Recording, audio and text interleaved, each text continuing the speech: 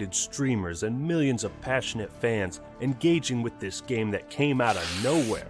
PUBG was simply a dream come true for the developer Bluehole.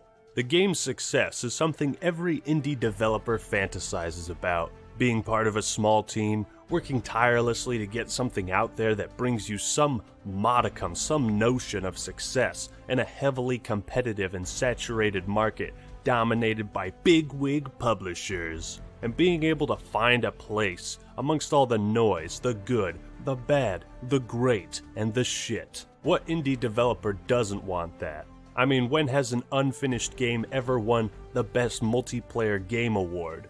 Or been nominated for several other categories at the Game Awards? Or gotten over 30 million sales? Or broken Steam records for most concurrent players? I don't think an unfinished alpha access indie game has ever done any of those things. It was clear early on that PUBG would be a runaway hit, but it wasn't clear where the game would settle down on the scale. That was yet to be determined. But even people like me, who weren't huge fans of the game or the battle royale genre, we were all sitting on the sidelines cheering the PUBG Corporation on. Go get 'em, Tiger. Stick it to those fat cigar-smoking cats and show 'em who's boss. It was a time of excitement, new things, new ideas, and the potential to grow beyond their wildest dreams. Little did any of us expect that PlayerUnknown's Battlegrounds would soon start on the path to tragedy. Now, I can't begin to truly understand game development from the indie perspective, and as a gaming community, I think we've all got mad respect for what PUBG accomplished. It's like being an undrafted rookie who signs on with the 0-16 Browns in the offseason and then leads the team to a perfect season and wins the Super Bowl. It's just unreal. What they've done is amazing. And trust me, I understand that as a business you gotta make money. Go out and get what you're worth. Reach for the stars and settle for nothing but your best. But there's so many things about this game and the conduct of its developers since its rise to fame that raises so many red flags. And look, I get it. People don't like hearing negative things about the games they love or the people that make them. But it's necessary. You need to know which developers have converted to the Church of EA so you can be aware of this shit. And one last thing, I'm not knocking the game at its core. What I'm going to knock is the conduct of the developers. What they've done since they got that huge wave of sales, press, and all that good stuff. I will also say that some of this stuff has happened in the past, and might not be as relevant currently, but I feel like it's important to discuss these things either way. So first off, when something becomes super popular in such a short amount of time, naturally other people and companies will want to mooch off that success and try to replicate it. It's no secret that Fortnite's Battle Royale mode spawned because of PUBG. But what's this? Bluehole threatened legal action against Fortnite and its devs? They claimed they're concerned that Fortnite may be replicating the experience for which PUBG is known for. And they did this at a press conference. They publicly threatened legal action. Aren't you supposed to keep that shit behind closed doors and talk it out with lawyers so that the gaming community doesn't hear about this and start questioning what your motives are and what you're doing? What were you trying to prove with this? I'll tell you what these actions say to me. It says Bluehole doesn't want any competition, and they want to smear Fortnite because it's similar. Well, that's pretty shitty and unnecessary, and nobody's denying that Fortnite Battle Royale took heavy inspiration from the game, but this is business. It's just good business. There's going to be competition, and it's not just a blatant ripoff. It's got a completely different art style, a completely different feel to it. I mean, what if id Software threatened legal action against 3D Realms back in the 90s because they were concerned that Duke Nukem 3D may be replicating the experience Doom is known for?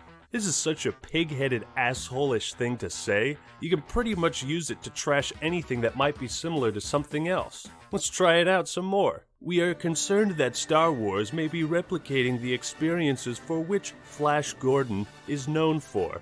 We are concerned that Sonic the Hedgehog may be replicating the experiences for which Mario is known for. We are concerned that Hitler may be replicating the experiences for which World War I is known for. Can we please meme this statement? Like, come up with your own examples and post them in the comments.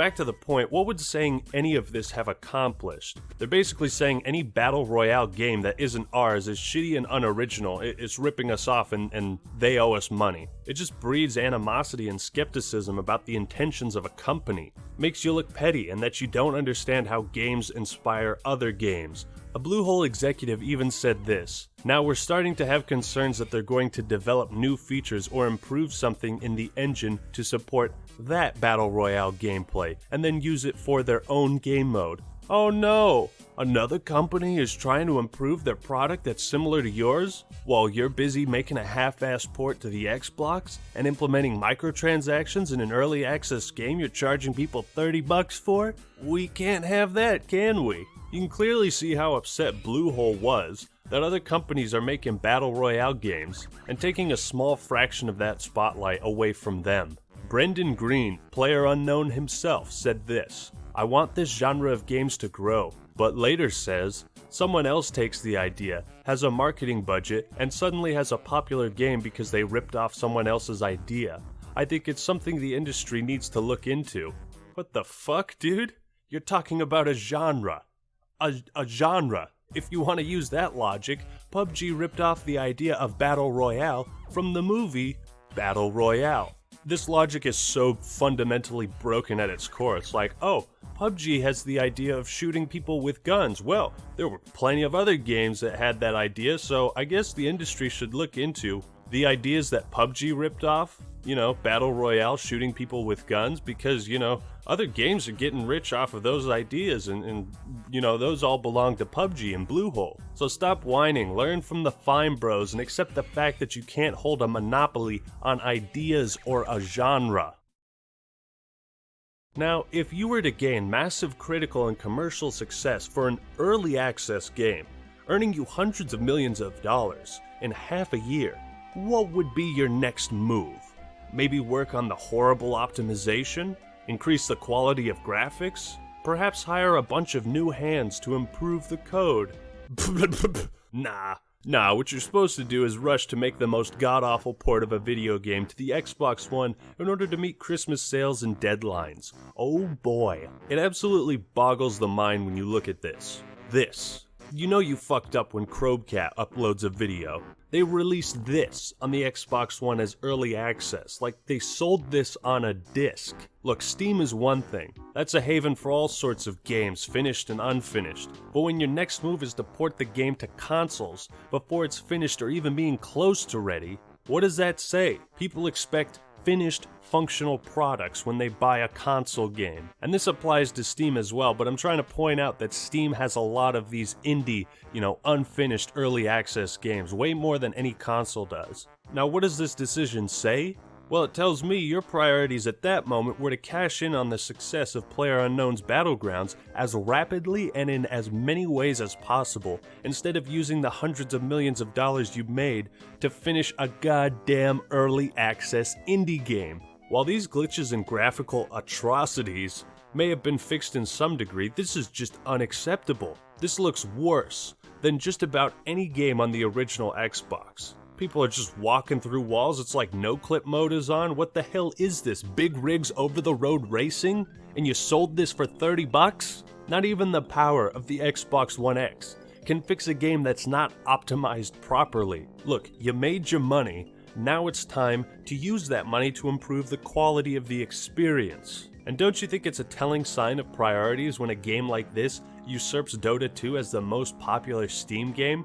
And then somehow thinks its next move should be the introduction of microtransactions? Apparently, $720 million isn't enough to develop a game and keep it running for a few years. And though the game still charges people $30, it's gotta have microtransactions now. Not just any microtransactions, randomized loot boxes. Are you fucking serious? So the excuse that they need money from loot boxes to pay for development or updates or anything can't even be made. This is pure selfish greed, and there's no real arguing that. If this game hadn't made $720 million, even if they needed microtransactions for further funding, why in fuck's name did they adopt the RNG loot box EA method of microtransactions? Well, because it's the least player friendly and makes the most money.